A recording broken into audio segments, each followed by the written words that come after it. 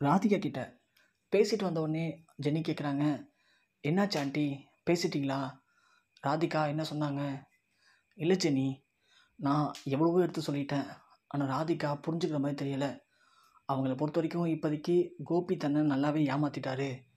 கோபி தன்னுடைய வாழ்க்கையில் வந்ததுக்கப்புறம் எனக்கு நிம்மதியே இல்லை. நீங்கள் எப்படி இப்போது ஃப்ரீயாக இருக்கீங்களோ அது மாதிரி நானும் ஃப்ரீயாக இருக்கணும்னு ஆசைப்பட்றேன். அதுக்கு நான் கோபியை விட்டு பிரிஞ்சிருக்கிறது நல்லது. இனிமேலும் நான் கோபியை பார்க்க விரும்பலை அப்படின்னு சொல்லிட்டாங்க ஜெனி. நானும் எவ்வளோ எடுத்து சொன்னேன். ஆனால் ராதிகா கேட்குற மனநிலைமை இல்லை. ஏன்னா இவர் பண்ணும் தப்பு தானே. இப்போது இவர் வந்ததுலேருந்து உடம்பு முடியலன்னு சொல்கிறாரு. ஆனால் பாரு, இனியாவுடைய அந்த பாட்டு கச்சேரிக்கு வந்தார். இப்போது கோவிலுக்கு போயிருக்காரு. அதுவும் இவ்வளோ தூரம் போகிற அவருக்கு 2 வீடு தள்ளி இருக்கிற மயோடைய பிறந்தநாளுக்கு போக முடியல. மயோவை இது வரைக்கும் வந்து பார்க்கவும் இல்லை. ராதிகாவுக்கும் மனசில் நிறைய கஷ்டம் இருக்கும்ல. பாவம் ராதிகா, அன்னைக்கு நான் அனுபவித்ததை இன்றைக்கி அவங்க அனுபவிக்கிறாங்க. ஒரு சாதாரண பொண்ணாக நான் நினைக்கும் போது ரொம்ப கஷ்டமாக இருக்குது. ஏன்னா அன்றைக்கி அவர் விட்டுட்டு போகும்போது நான் அவ்வளோ கொடுமை அனுபவித்தேன். அவ்வளோ கஷ்டமாக இருந்துச்சு எனக்கு. அதே தான் இன்றைக்கி ராதிகாவும் அனுபவிக்கிறாங்க. பார்க்கும்போது பாவமாக இருக்குது ஜெனி அப்படின்னு சொல்ல, செல்வி ஒன்றே, என்னக்கா உன்னோட வாழ்க்கையை பற்றி யோசிக்கவே மாட்டியா? அன்னைக்கு அந்த ராதிகா வாங்கிட்டு கோபி சாரை பிரித்து அழைச்சிட்டு போகும்போது நீ எவ்வளோ கஷ்டப்பட்டப்ப. அதான் கடவுள் இன்னைக்கு அப்படியே திருப்பி கொடுக்குறாரு. அப்புறம் அதை ஏற்றுக்கிட்டு தானே ஆகணும். இன்னொரு பொண்ணோட வாழ்க்கையை பறித்து நாம் சந்தோஷமாக இருக்கலாம்னு நினச்சா இதுதான்க்கா நடக்கும். அதுதான் இன்றைக்கி அவங்களுக்கு நடக்குது. அதனால் நீ ஒன்றும் அவளுக்காகலாம் ஃபீல் பண்ணாத. அவங்க ஒன்றும் அவ்வளோ யோக்கியம் கிடையாதுக்கா அப்படின்னு சொல்ல, இங்கே பாக்கியா ஒன்றே, என்ன செல்வி நீயும் அத்தை மாதிரி பேசிகிட்டு இருக்க புரியாமல்? என்னதான் இருந்தாலும் கோபி பண்ண தப்புக்கு அவங்க என்ன பண்ணுவாங்க செல்வி, பாவம் தானே அவங்க அப்படின்னு இங்கே பாக்கியா பேசிகிட்டு இருக்காங்க. இன்னொரு பக்கம் பார்த்தா ஊருக்கு போனோடனே கோபியை பார்க்க அவங்க சொந்தக்காரங்க நிறைய பேர் வராங்க. எல்லாருமே வந்திருக்கீங்க, ரொம்ப சந்தோஷமாக இருக்குது அப்படின்னு பேசிகிட்டு இருக்காங்க. அப்போது ஒரு சில பேர் கேட்குறாங்க, என்ன ஈஸ்வரி உன் பையன்கிட்ட பேச ஆரம்பிச்சிட்ட நீ இப்போது அப்படின்னு கேட்கும்போது, பேச ஆரம்பிச்சிட்டேனே, ஏன் என் பையனுக்கு என்னென்ன குறைச்ச அப்படின்னு கேட்குறாங்க. இல்லை ஈஸ்வரி, ரீசெண்டாக உன்னுடைய கணவர் இறந்தப்போ நாங்கள் வந்தோம்.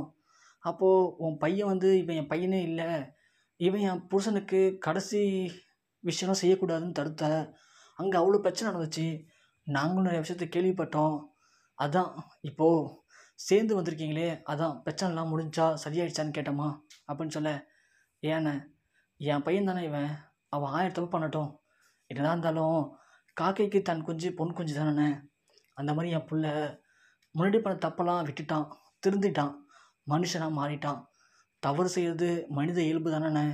அதை மன்னிக்கிறது தானே பெரிய மனுஷத்தனம். அப்படி இருக்கும்போது இனிமேல் என் புள்ள அந்த மாதிரி தவறை பண்ண மாட்டானே. இப்போது என் கூட பாக்கியா கூட ஒரே வீட்டில் தான் இருக்கான். இப்போது என் குடும்பத்தில் எந்த பிரச்சனையும் இல்லைண்ணே அப்படின்னு ஈஸ்வரி அங்கே இருக்க எல்லாத்தையும் ரொம்ப பெருமையாக சொல்கிறாங்க. அதை பார்த்த கோபி, நாம் அவ்வளோ பெரிய தப்பு பண்ணியிருக்கோம்.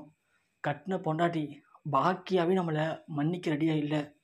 ஆனால் அம்மா இன்றைக்கி எல்லாத்தையும் மறந்து நம்மளை மன்னித்து ஏற்றுக்கிட்டது மட்டும் இல்லாமல் எல்லாரும் முன்னாடி நம்மளை பற்றி இவ்வளோ பெருமை பேசுகிறாங்களே, ரொம்ப சந்தோஷமாக இருக்கு கேட்குறதுக்கு அப்படின்னு கோபி இங்கே பெருமைப்படுறாரு.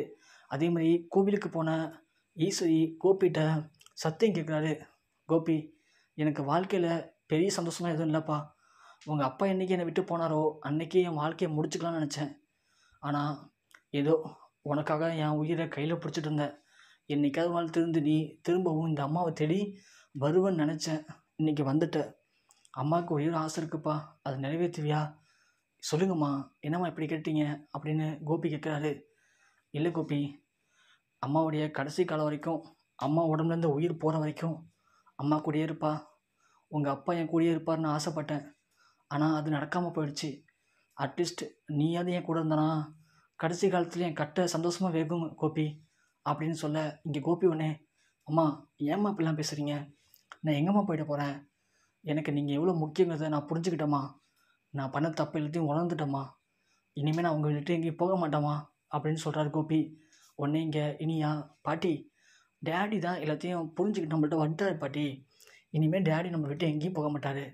நீங்கள் நினச்ச மாதிரி சந்தோஷமாக இருக்கலாம் பாட்டி இதுக்கப்புறம் நாம் அப்படின்னு இங்கே எல்லாருமே ரொம்ப சந்தோஷமாக என்ஜாய் பண்ணுறாங்க. அதே மாதிரி கோபி இனிமேல் எனக்கு நீங்கள் தாம்மா முக்கியம், யார் கூடயும் நான் போக மாட்டேம்மா அப்படின்னு சொல்லி இங்கே ஈஸ்வரிகிட்ட சத்தியம் பண்ணுறாரு. ஈஸ்வரி அப்போ தான் சந்தோஷப்படுறாங்க. அப்பா, அந்த ராதிகா வந்து இனிமேல் நம்ம பிள்ளைய நம்மக்கிட்ட இருந்து பிரிச்சுட்டு போக மாட்டா அப்படின்னு ஈஸ்வரி இங்கே சந்தோஷப்படுறாங்க. இங்கே எல்லாருமே அதுக்கப்புறமா ஊரெல்லாம் சுற்றி பார்த்து முடிச்சுட்டு 2 நாள் கழித்து ஊருக்கு போகிறாங்க. இங்கே பாக்கியா ரெஸ்டாரண்ட்டில் உட்காந்து யோசிச்சுட்ருக்காங்க. இந்த கோபி வந்த உடனே ஏதாவது ஒன்று பண்ணியே தீரணும். இதுக்கு மேலே நாம் அமைதியாக இருந்தோம்னா கண்டிப்பாக அத்தை கோபிக்கு சப்போர்ட் பண்ணிவிட்டு கோபியை இந்த வீட்டை விட்டு அனுப்ப மாட்டாங்க. என்ன பண்ணலாம் அப்படின்னு யோசிச்சுக்கிட்டு இங்கே வேலையை முடிச்சுட்டு வீட்டுக்கு வராங்க. வர வழியில் எழிலை பார்க்குறாங்க. எழில் வந்து அம்மாவை பார்த்தோன்னே வண்டி நிப்பாட்டிட்டு, அம்மா என்னாச்சும்மா, ஏன் ஒரு மாதிரி போயிட்டுருக்க அப்படின்னு கேட்குறாங்க. ஆனால் பாக்கியா காதில் வாங்காமல் அவங்க பாட்டு யோசிச்சுட்டு போகிறாங்க. அதை பார்த்து எழில் உடனே திரும்ப வந்து பாக்கியாவை கையை பிடிச்சி நிப்பாட்டுறாங்க.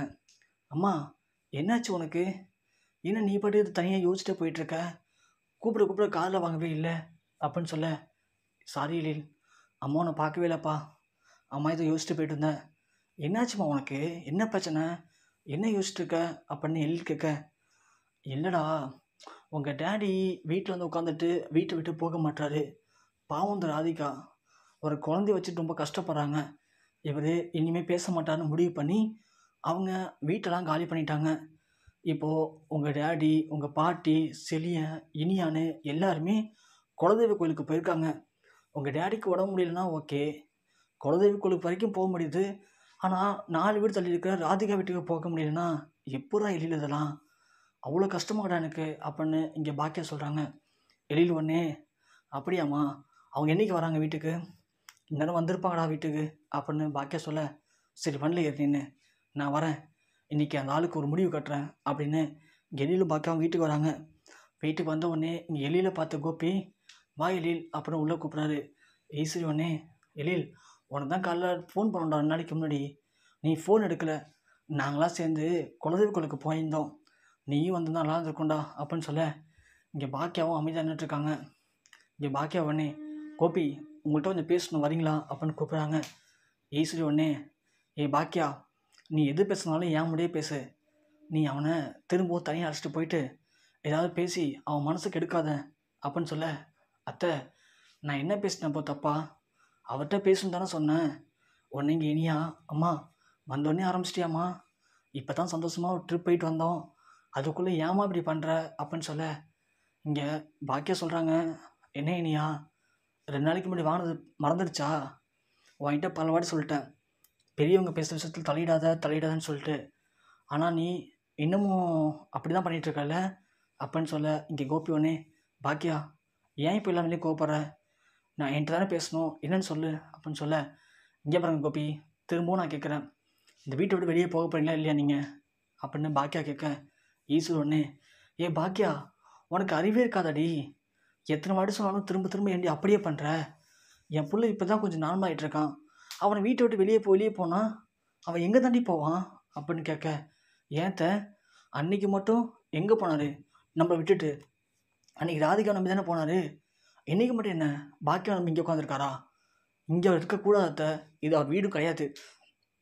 அவருக்கு ராதிகா இருக்காங்க, ஒரு குழந்தை இருக்குது, அங்கே போக சொல்லுங்கள் அவரை மூளை அப்படின்னு சொல்ல, இங்கே ஈஸ்வரி சொல்கிறாங்க, இங்கே அப்புறம் பாக்கியா நீ தலையில் குட்டிக்கான போட்டாலும் சரி, என் பையன் இந்த வீட்டை விட்டு எங்கேயும் போக மாட்டான், இங்கே தான் இருப்பான், ஒரு நாள் என்ன பண்ணிக்கப்போ அப்படின்னு சொல்ல, எழில் ஒன்றே, அப்படியா பாட்டி, அப்போது இவர் அன்னைக்கு எங்கள் அம்மா வாழ்க்கையை எடுத்தார், இன்றைக்கி ராதிகா வாழ்க்கையை கெடுத்துட்ருக்காரு, அடுத்தது அவர் நம்ப வச்சு கழுத்து இருக்க போகிறது உங்களை தான், நீங்கள் வேணால் பார்த்துட்டே இருங்க, இப்போது உங்கள் கூட இருக்கிறதான் சப்போர்ட் பண்ணி பேசுகிறீங்க, இன்னும் 10 நாள் கழிச்சா நீங்களே வேணாம் எனக்கு இன்னொரு பொண்ணு தான் முக்கியம்னு சொல்லிட்டு உங்களையும் விட்டுட்டு போவார், அன்றைக்கி தான் நீங்கள் எங்கள் அம்மா பற்றி புரிஞ்சுக்க போகிறீங்க, இப்போ என்ன அவர் இங்கேருந்து போக மாட்டார் அவ்வளோதானே, உங்களுக்கு எப்படி உங்கள் பிள்ளை முக்கியமோ அதே மாதிரி உங்கள் பிள்ளை சந்தோஷம் உங்களுக்கு முக்கியமோ அதே மாதிரி எனக்கு எங்கள் அம்மாவோட முக்கியம், எங்கள் அம்மாவோட சந்தோஷம் முக்கியம், பரவாயில்ல நீங்களாம் சந்தோஷமாக இங்கே இருந்துக்குங்க, நான் எங்கள் அம்மா அழைச்சிட்டு எங்கள் வீட்டுக்கு போகிறேன், அம்மா நீ பேக் எடு, நீ வா,